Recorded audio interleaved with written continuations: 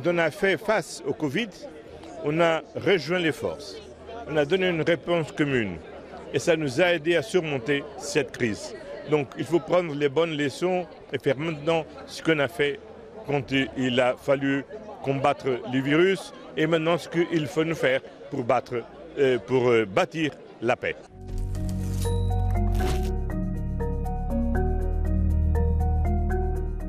Les différents États membres sont plus proches de trouver une réponse commune. Ça veut dire qu'il faut une acquisition commune, il faut renforcer les interconnexions entre les uns et les autres, il faut avoir une intervention sur les prix et il faut avoir un mécanisme pour soutenir les entreprises, les emplois et les revenus des familles.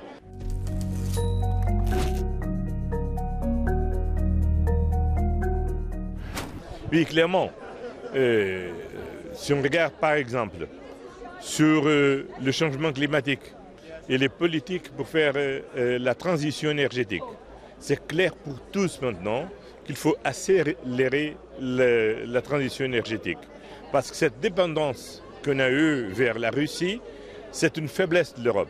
Si on veut être autonome, si on veut renforcer notre capacité d'influencer la société globale, il nous faut être indépendant du point de vue de l'énergie. Il faut être toujours optimiste vers l'avenir.